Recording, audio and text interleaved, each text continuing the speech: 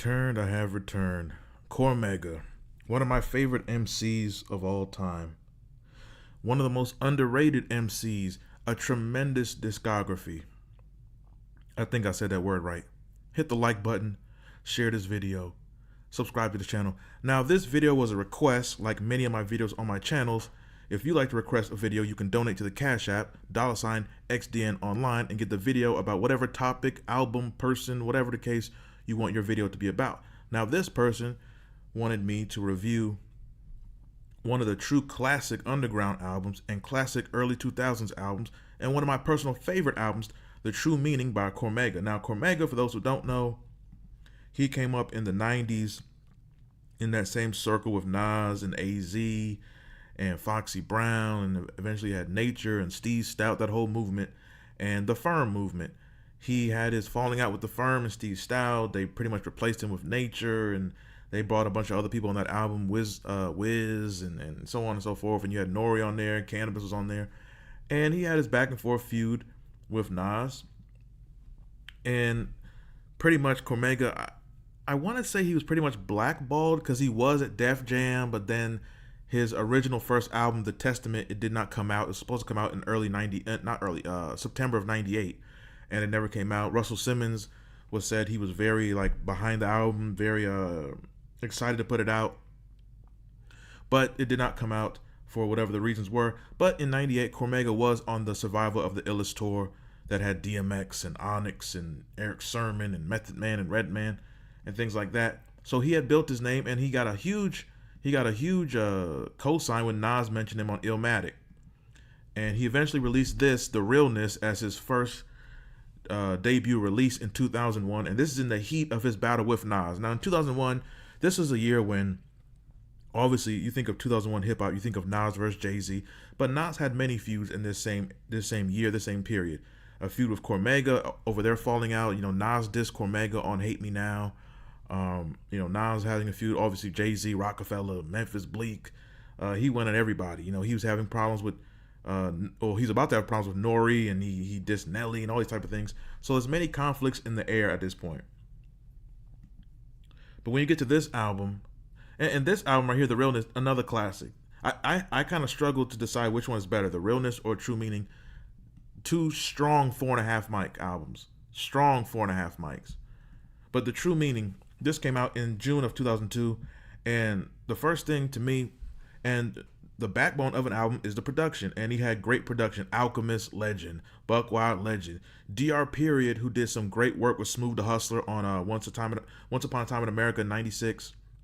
High Tech, great producer. This is '02, so High Tech, this is the time when he had did The Blast with Talib Kweli, and he's working with Mos Def, and he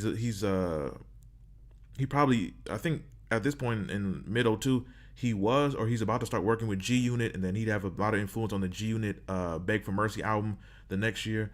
Of course, the great Large Professor. It also has J Love. If I'm not mistaken, J Love was like a mixtape DJ. I always hated J Love mixtapes.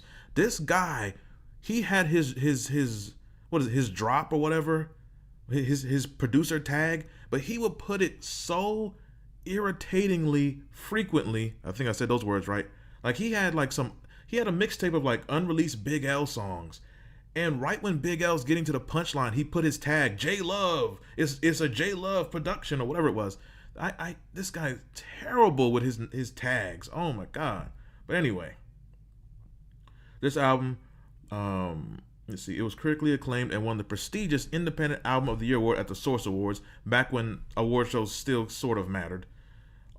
This album, it got good reviews. The Source gave it a 3.5 mics. I love this album. It's strong 4.5 mics. One thing about this album, when it comes to review, it's kind of hard for me to review this album as far as what's the best songs, because there's that many good ones. I loved Introspective, the intro, Verbal Graffiti, Ain't Gonna Change. A lot of Cormega releases, he'd have at least one track where he's rapping a cappella, so it's more poetic. A Thin Line, love that song. Buck Wild. The Legacy, love that song. The Come Up, Endangered Species, Take These Jewels, Therapy. Maybe, I think maybe, you know, as I think that probably Therapy, the intro and the outro might be my two favorite. Introspective and Therapy. Those might be my two favorite tracks on this album. Another thing about the album, if you look at the length, it's under 40 minutes. This is an album that it like gets to the point. I always liked like Illmatic. You know, Illmatic, the best album in rap ever. I don't care what no one says, but it's like it's a short album. Like I don't know like when rappers got this idea that my album has to be an hour and 15 minutes. Why? Why? Nothing but filler. Like that, I made this point on the channel before. A lot of times I don't like a lot of West Coast albums from a lot of West Coast rappers because their albums it just be 17 tracks, 21 tracks, 25 tracks of nothing. Like a lot of them Snoop albums after Death Row is so many tracks. Why? I don't know what it is about West Coast rappers. To me, a lot of East Coast rappers, especially in the 90s era, in the early 2000s, their albums were like to the point. Maybe 12 songs, maybe 9 songs, maybe 15 songs, maybe 2 skits. But it's like, it's to the point. To me, the perfect album length is about 46 minutes, 47 minutes. I don't want to listen to an hour. Unless it's a greatest hits. Or unless you haven't rapped in like 4 years and this is your comeback album, okay. You know, or it has to be a monstrous album, like All Eyes on Me or Life After Death. It has to be a monstrous album. Then, okay, it could be much longer. But a lot of albums from even great artists, it's just too much. This album, to me, is a perfect time, great production. This is a great time in hip-hop. This is 01, 02. This is when the Nas beef, see, the heat of the Nas beef was this album, 01. Around this 02, it had calmed down a little. Also, around this time, Cormega did a great documentary. I think it's on YouTube. It's a very long documentary, but it pretty much showed, you know, how he grew up and him, the people he was around. There's a part where like there's a party and the police come and shut it down. It's a great documentary on Cormega to get to know his backstory and, you know, things like that. And also, it's around this time, so it was interesting to see, like, you know, he had like NBA Live. I think he was playing like NBA Live 02 on the PS2. So it's that era when like EA Sports was really great, not now where it's trash. But this is definitely, I label this a classic album.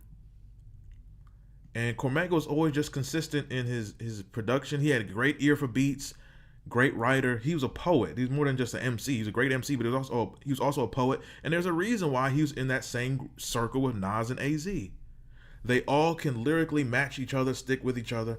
And this is an album you need to hear. This is an album you need to hear. This is one of the best albums of 2002. And The Realness, this is one of the best albums of 2001. Obviously, like I said, when you think of 2001, Blueprint, Stillmatic, and I think DMX had the Great Depression. There's many great albums.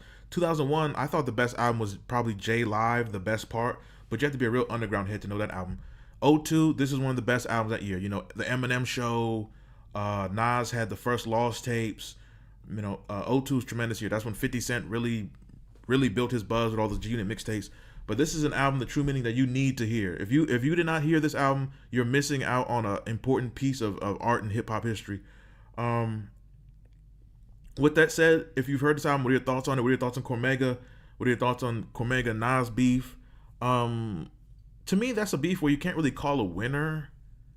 They each took shots at each other. But even that beef, I think that helped. I think it did help Cormega because sometimes an artist, you have to have rage, you have to have a issue, and then your observation and your experience, it pours out of you, and it poured out into great records on both these albums. So and then, you know, ever since then, Nas and Cormega, they've made peace and they've been on each other's albums. And then I believe The Realness, The Realness, there was a part 2 back in 2022, and Nas is on it with Alchemist. So everything came back, you know, 21 years later, everything came back full circle, whatever.